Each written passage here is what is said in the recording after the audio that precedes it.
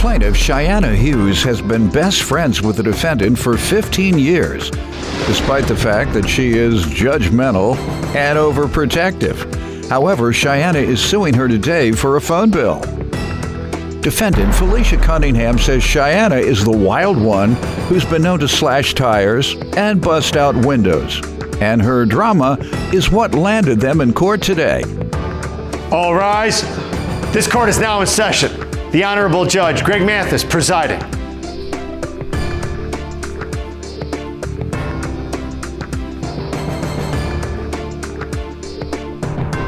You may now be seated. Start with you. So me and Felicia have been best friends for like 15 years. She's very judgy. I feel like, she judges me on things that I wear, the guys that I date. Like, if I try to go out the house and something that she doesn't like, she won't come with me.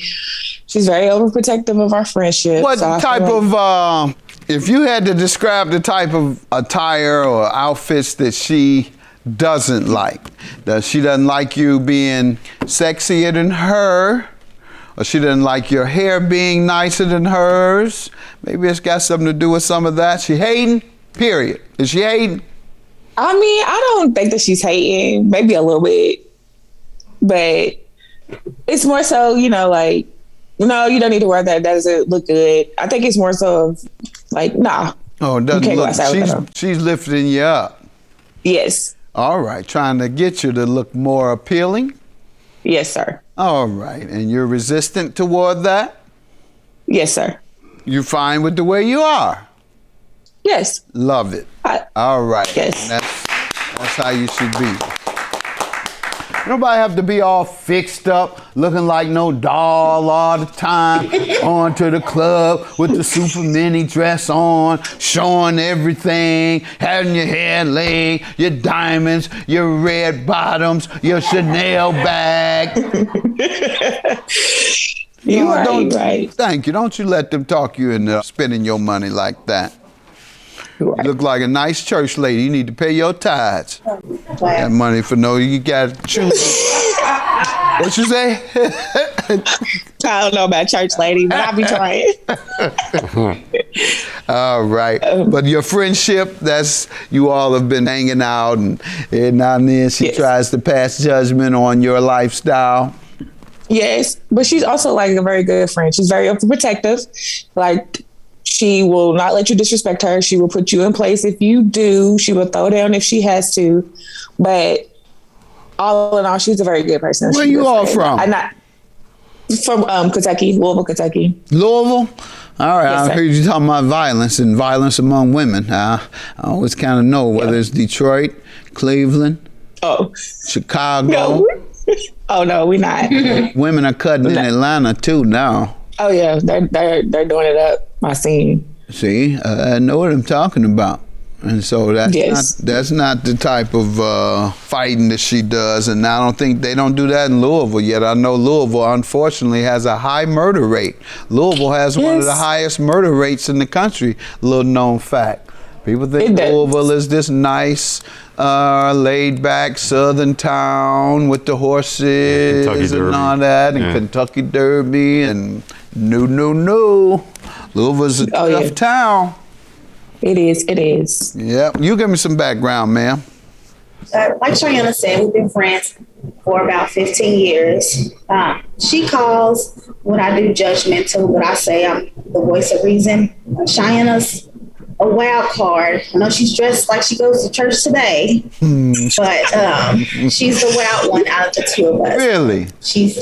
Yes, I've had to stop her numerous times from slashing tires, busting out windows.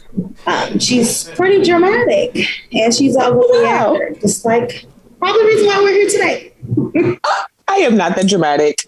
She says you fight also. Yes. Yep, she's a mean one. I'm just saying it's so easy and quick.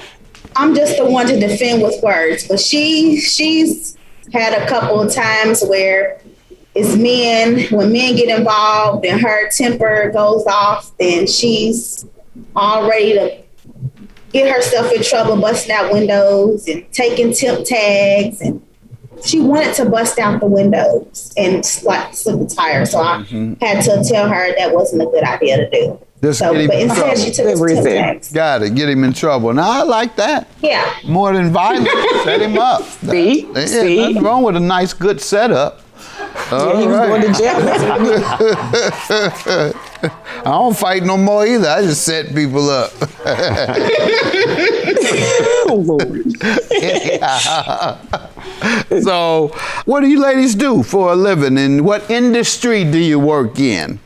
I'm in healthcare and I'm an Uber driver. All right. How about you? You don't work. You just wait on your money. Period. I am an IT analyst, actually. Really? Good. Yes. All right. I was just messing with you. All right. And the phone bill, what happened here? So we've been on a phone plan for about a year and a half now. And I pay my half and she pays her half. Like, we both have access to the account. So our bills due like on the 8th of every month. And I try to pay mine around that time. Well, in July, I had paid the bill like a week or two late. And so I thought that Felicia paid her bill. But then mid-August, around like the 19th of August, our phones were cut off. And she called me and asked me to pay the other half because, you know, she was like in between jobs, so she didn't have it. Well, she promised to pay me back on September 1st, and I haven't received the payment. And so that's why we're here. If you had to describe the type of attire or outfits that she doesn't like, that she doesn't like you being sexier than her, or she doesn't like your hair being nicer than hers, maybe it's got something to do with some of that. She hating, period. Is she hating? Plaintiff Cheyenne Hughes is suing her best friend, and she claims Cheyenne is a hothead who's been known to slash tires and bust out windows. What do you say to this? Judge, I'm saying she's overreacting, like you just said, like she just stated. Our phones got cut off in August, and I just started a job, maybe a week ago. And so I never agreed to an actual date. I have to get a first check for me to be able to pay her back. Like she said, we've been on the plan for a year. She knows I'm good for it, and I'll pay her back. So this is all I'm kind of short right now and I kind of need the money. So I gave her I was like, well, hopefully you can give it to me by September 1st. And over the phone, she agreed to it, and she may have forgot. Did you, ma'am? Did you agree that you can get it to her by September 1st?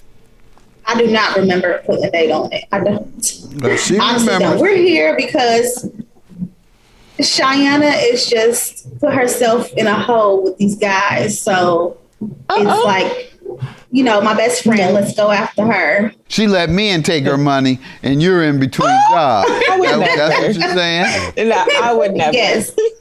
All right, that's what she said.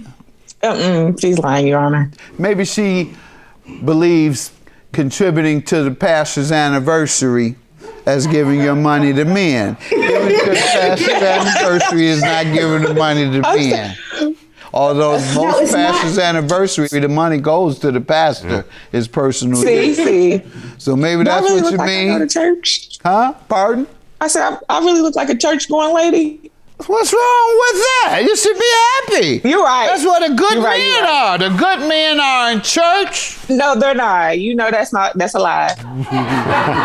Those are the worst. That's what they tell y'all. I dated a pastor. You said I can stop that right now, because that's sure what they tell her. Where can I find a good man? In church, please. Them bigger freaks than anywhere. All right, I'll grant you your judgment. $285. She has no defense, so judgment for the plaintiff. You all make sure you maintain that close friendship. I like to see that, and I don't want to see you all going at each other in Louisville, and I don't want you all to go against anyone else in Louisville. People are not fighting anymore. They are shooting. Yes, sir. Fights lead to shots, or fights start out with shots. And so I don't want that. We got enough gun violence out here, all right? Have a good day. You too. Bye-bye. Bye. I love you, girl. Just, I don't want this to come between us. Just, please, just get it to me as soon as possible.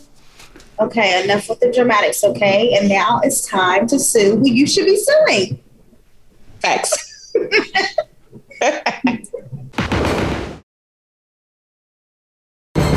Plaintiff Nathan Einider and his mother Lynn say Lynn married the defendant when Nathan was a year and a half, but their marriage fell apart due to the defendant's drug use.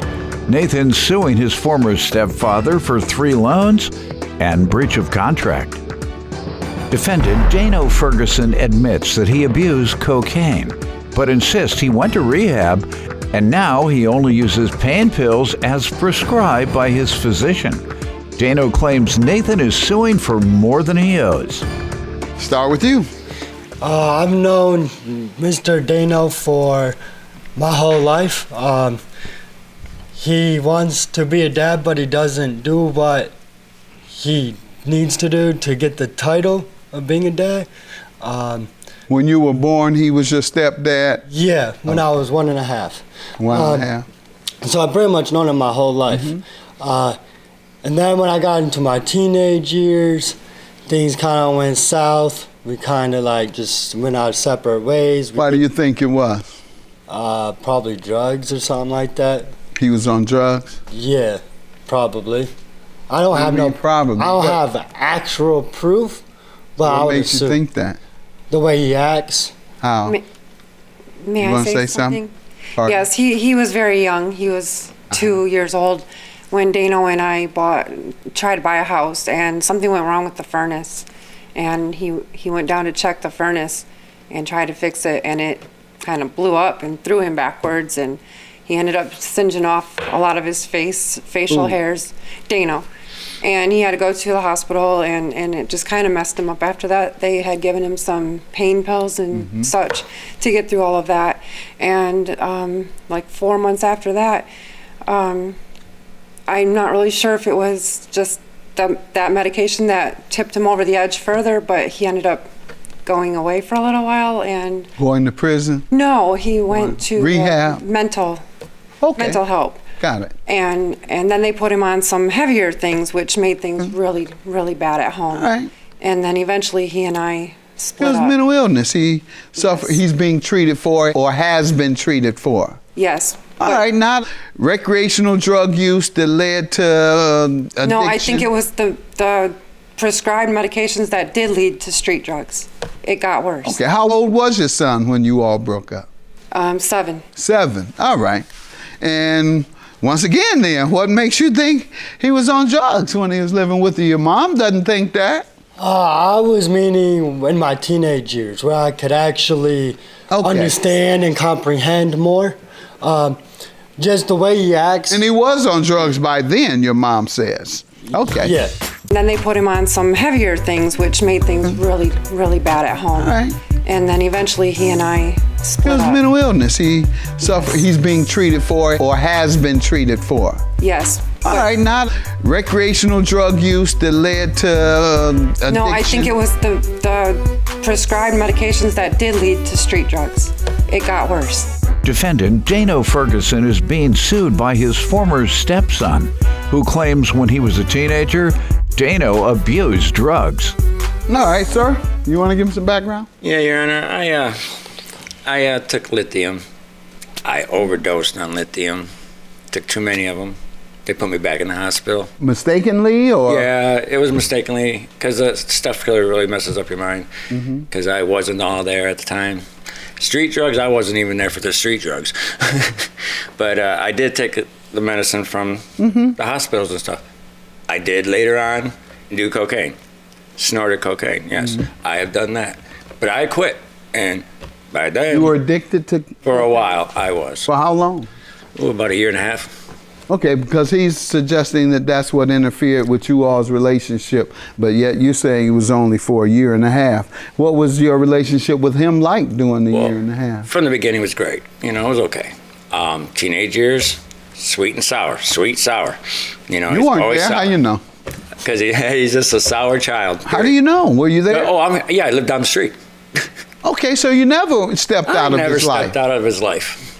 You were just in his life drug addicted. Right. And he was what again? What? He was, he was a very sour child growing up. Sour child. Yeah, he's always yelling. Maybe because his dad was hooked on drugs. That you can blame me, but I don't know. Yeah, he got a coked out dad. Yeah. So that might have had something. You can blame me, but I don't know. All That's right. all it was. And you were coked out for only a year and a half, he said. About a year and a half. Did he resume a positive relationship with you after his addiction? Or do you know of him being able to overcome his drug addiction? I'm not sure about the second part. I mean, in my belief, once you're addicted, you're kind of addicted. So, like, I don't know. Unless you get help, that's typically the case. Yeah. For hard drugs. That's Yeah. true. If you get addicted to hard drugs, usually the only way to maintain sobriety, you might quit for a week, 2 weeks, even a month. Put some cocaine down there and see what happens. So how long have you been off, and how did you get off coke? And when? I went to rehab. And, you did? Yeah, I went to programs. When? Oh, it was years ago. It was quite a few years ago. And you've been going in, But I still take Norco for pain. What pains do you have? What pains? I got a fractured neck in the back right now. Oh, really? What happened to you? Just curious. A lot of car accidents, the furnace, everything. Okay. I got you, sir. Yeah, I understand. a lot of different things. All right. You could say I'm a drug addict, but to me, it's to overcome my pain. Self-medication. Yeah. Yeah, self-medicating. Right. I smoke weed. I'm not gonna lie to you. I mean, I smoke weed. That's a street drug, okay, but now it's legal, so. No, it sounds like she was saying street drugs as in hard drugs. I never Is that did what heroin. you were referring to? I was referring to cocaine. Sorry. Right. Never did talking coke. about weed. I mean, never did crack and never did heroin. Two things I won't do. All right. These principles. Yeah, you got principles. Well, see, All cocaine and You didn't crack want is to. the same. Only difference, you didn't want to cook it up. You don't know how to cook. That was your problem. You did it. Yeah, you did it if you know how to cook. All right. You just boil water, baking soda. No. You put, huh? Oh, okay. You don't want. All right, fine. I was gonna try to help you, man. I was born and raised in Detroit, too. I was trying to help you, man. Don't help me. Meet the desires of your heart. Do not help me. All right. Tell me about the loans and the breach of contract. Okay, so I loaned him 3 of my stimulus checks. When? The first one was in April of 2020. If I can look at my notes. How much was that? Sure. The first one was $1,200, and then on 1/16/21, I lent him the other check that we got for $600, and then the third one on 3/13/21 of the amount in $1,400. And when was he to repay them? The first one was to be paid by July 31st, 2020. All right. And when that didn't happen, July 2020, you gave him more. You loaned him more just 6 months later. Why did you do that if he hadn't met his earlier commitment to repay you? Because after that, he also was just trying to do better, so I have a heart. I always try to help people when I can. Did you tell him you'll give him more time? Yeah. Each one, I always gave him extra time, Okay.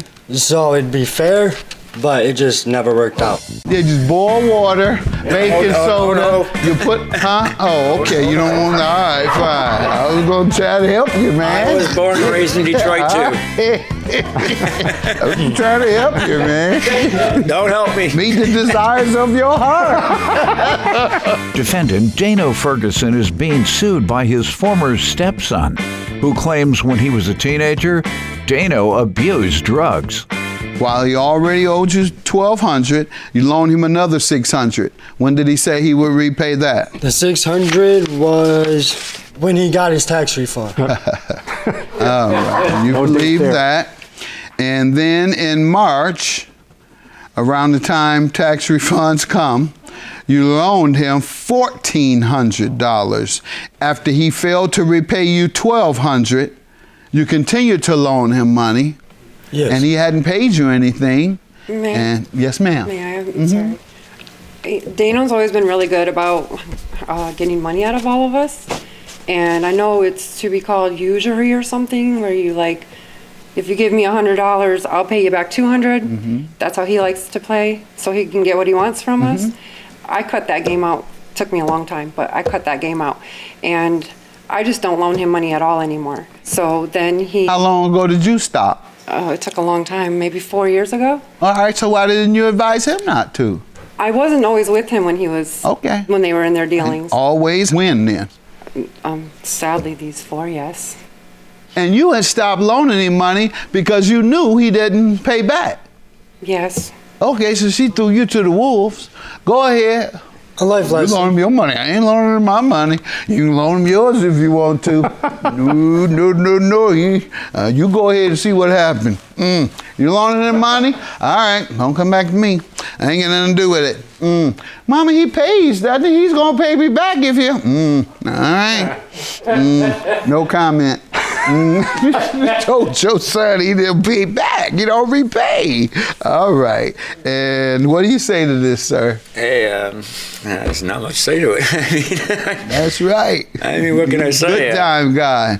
Yeah, I'm not making fun of your situation either. You're in recovery for drugs, and you are healthy with regard to your mental disorder at this point. Your therapy is working. Your treatment is working. But you're sitting here laughing like you don't have a care in the world. You say, he don't. He threw his hands up and look at him. He said, I don't have a care in the world. You owe this man almost $5,000. Your stepson. What are you talking about? You don't have a care in the world. Diapers. What's that? I changed that boy's diapers. That was worth $5,000. Not a care in the world.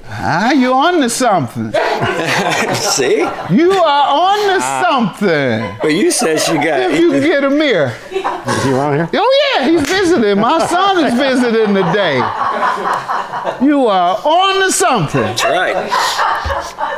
I don't know, young man. I may have to dismiss this case.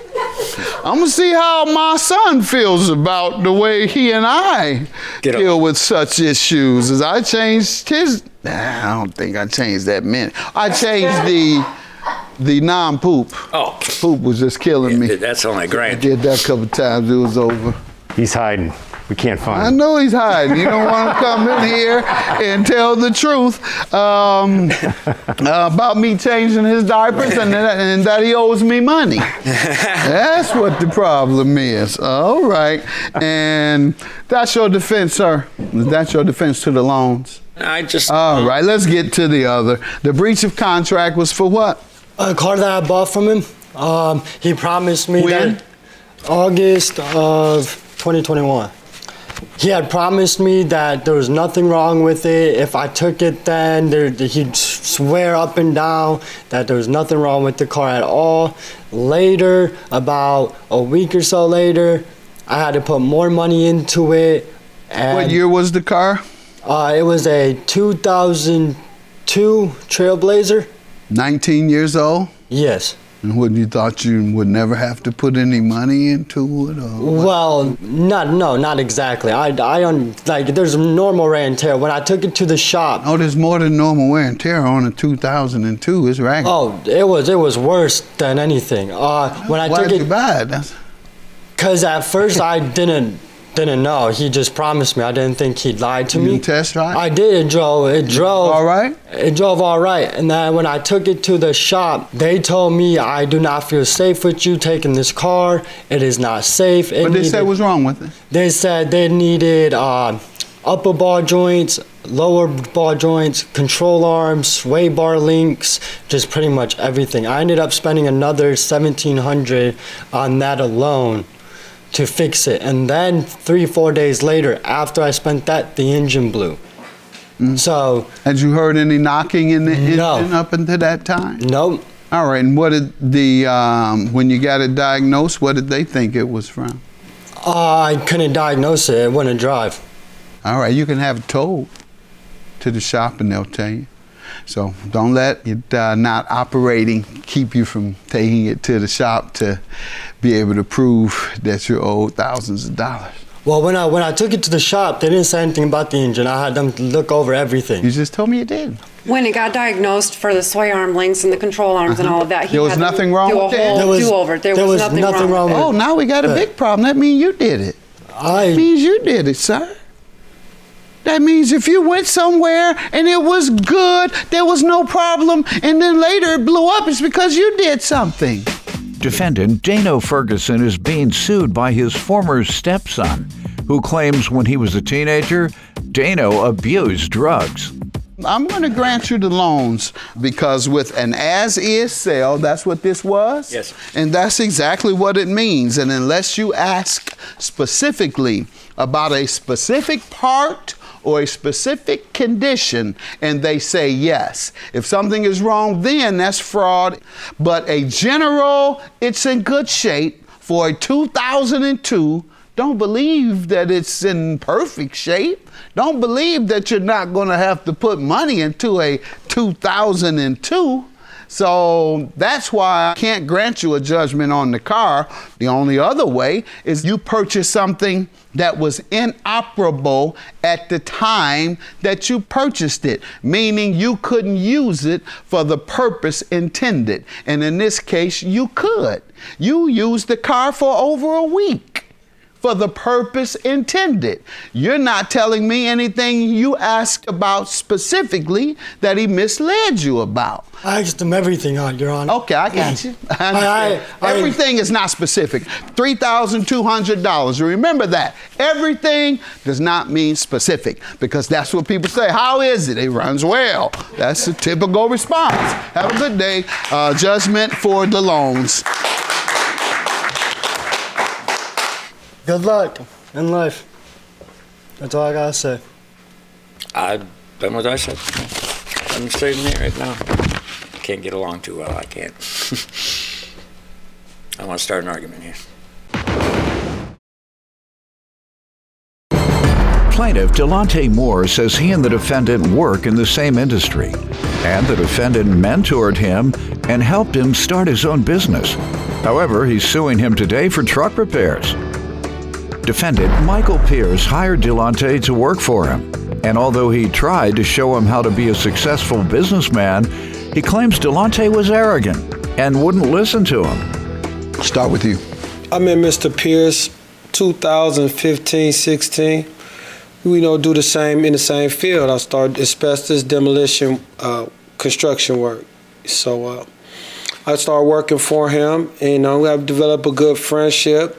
Business-ship, and as of like last year, I wanted to be an owner. So I went into business for myself. And when? Excuse me? When did you go into business for yourself? I'd say last February. Okay. So, I seen how he moved, as an owner. He's been in the, doing business for himself for a long time, maybe 20, 30 years, something like that. So I like the way he moves, so I asked him to mentor me. I respect this man, and he did a good job mentoring me as far, I wouldn't be like I am today if it wasn't for him as far as business go. Good. So. Good that you acknowledge that. Yes. Let me get some background from you, sir. Hi, I own a company called Integrity Environmental. We've been in business probably about less than 25 years, going strong. What do you all do? Asbestos removal? We do asbestos removal, interior demolition. Lead remediation. For the most part, we're a company that promotes performance, not promises, right? Ready for a bunch of money coming. I hope you're ready for that infrastructure money. Here's the thing, Your Honor. As Mr. Moore said, you need to be listening to me about getting you some money. You just passed right by there. I'm listening. How much money you think they're going to put out for what you just said, for the work you do? Oh, in Ohio, about $500 million. Oh, Ohio alone, correct. Ohio alone, $500 million. Probably even more. And because lead pipe removal from old houses that are poisoning the water. Especially in Flint. Absolutely. And it's doing it in every major city. Yes, sir. Detroit has a problem. Philadelphia has a problem. Jackson, Mississippi, all of these are problems that have been aired nationally. I mean, generally just the lead in Cleveland, lead and asbestos remediation. There you go. Get your pockets ready. You need longer pockets sewn into your pants. Absolutely, sir. Have more. Then you can tell them young girls, I got money in 4 pockets, baby. And they say just 1 pocket. I got money in 4 pockets. Now you want to mess with a hero or you want to mess with a zero? You got 0 in his pocket. I got hero money. Go ahead, sir. Absolutely. Can I continue? Yeah. So, I'm trying to get you the game now. I'm trying to get you some money and some women. Now, what you want? You want just little money, or you want some real money and some women? Plaintiff Delonte Moore is suing his former mentor, who claims he tried to show Delonte how to be a successful businessman, but he was arrogant and wouldn't listen to him. I'm trying to get you some money and some women. Now, what you want? You want just little money, or you want some real money and some women? But go ahead. You got your own thing. You look good already. So I prefer the money, Your Honor. My help. So, however, me and Mr. Moore was acquainted back in 2015, 2016. I hired him as an IBO, which is our independent business owner. About 2015, 2016. Yeah, excuse me, I also was the best employee too. All right, good. All right. Well, was he? Your Honor, he was a favorite. I always called him the favorite employee, not the best employee. Well, that's good. That's close. There's a difference. There's a difference. All right. So, but he was ambitious, though. He was ambitious and he was enthusiastic about work. He came to work. He did his job. Came on time. However, he was arrogant and prideful. Just wouldn't listen. He did ask me to mentor him, and as I did before with other young cats in our city. In our city, in this field, there's not too many African Americans that does the environmental work. No. So because I've been doing it for so long, they came to me have come to me over the years. Not a whole lot, just a few. Come to me, ask me to mentor them. Again, with Mr. Moore, I would show him how to do how to bid the projects, what equipment he needed. Generally kind of how to make some money to make him successful. But we kind of went left in some areas because of his ignorance and pride, which is why we're here, right? What do you mean by ignorance, though? I mean, arrogance. Let me say arrogance. I'm sorry. And that he just wouldn't listen. I've been doing this for over 20 years, and I was trying to show him how to be a successful businessman. I'm laughing because I got children, and they're the same way. These are my children. They grew up in the house with me and saw that they should have saw that I know what I'm talking about.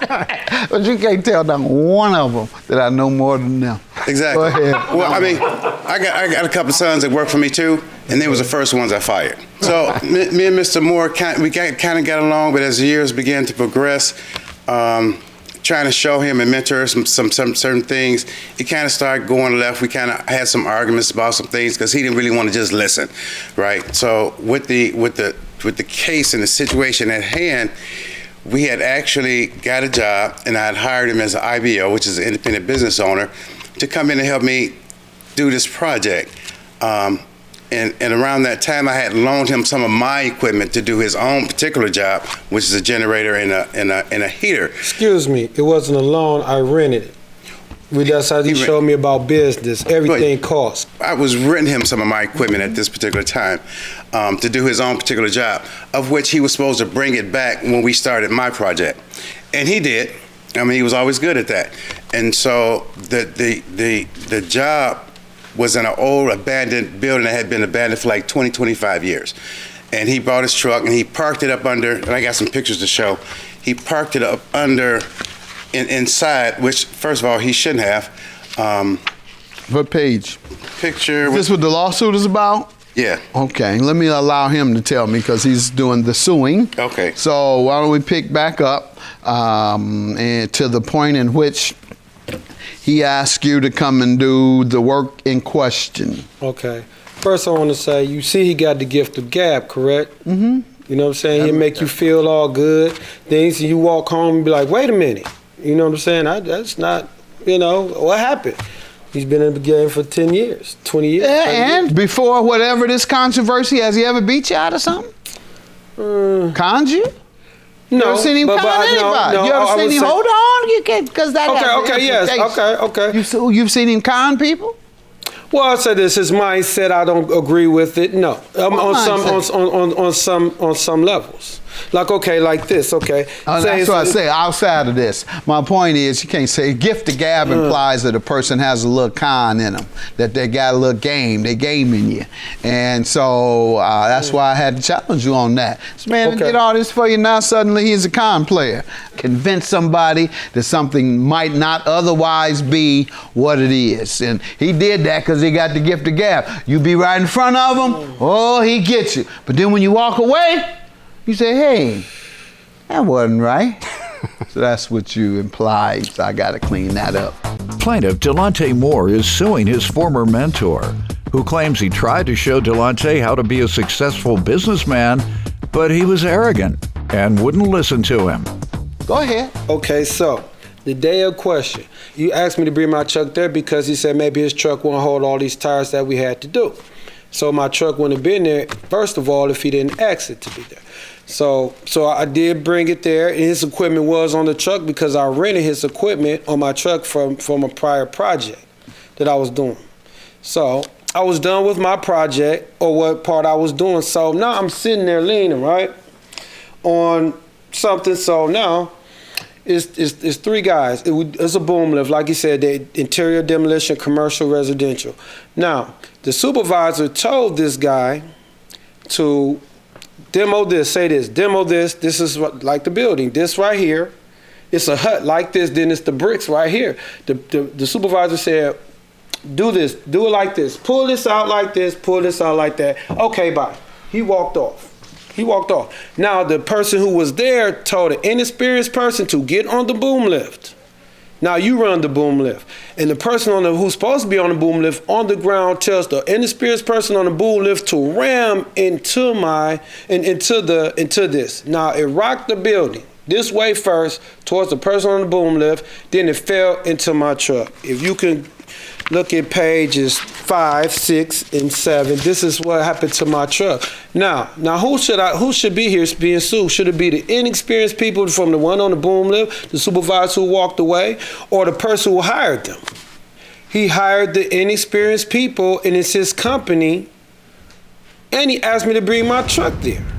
So to me, he did everything. It's his company. He hired these people, didn't know what they were doing. And he asked me to bring my truck there. My truck wouldn't have been there unless he wanted it there. Unless he wanted it there. Correct. Like I said. You had to have your truck. He wouldn't have hired you unless you had a truck. No, I didn't. I had a truck for the first 6, 7 years I've been working. This purpose, we're talking about this. This purpose, why did he call you? Didn't you need a truck to serve this purpose? No, he had a truck already, his own truck. Why did he call you? Because I'm a good worker. I'm the man. That's why he called me. Just to do work? That's why he called me. So how did your truck get in? Because he called to ask me. Because he said, look. He called and asked you what? About the truck. That's what I just said. That's what we're saying. No, I said it 3 times. I said, did he call you for you to bring your truck? He didn't call for me to bring me. He asked, could I bring? He didn't call and say, hey, bring your truck. That's not the same thing. No, that's not the same thing. It's a difference. I was going to go to work anyway without the truck. You're confused, and your claim is dismissed for contempt. You didn't let me finish. You're not going to finish being confrontational with me. Have a good day. Goodbye. At this point, little brother, if we can put all this behind us, we can move on, have a more professional friendship, relationship. You make some money, I'll make some money, and we both can be successful. Then perhaps you can mentor someone else that's coming up behind you in the ranks. This is all it's about. Oh yeah. It's about business. It's about business. It's not personal. No, it's not. Exactly. I don't take it personal. It's strictly business. That's why we're here. Okay.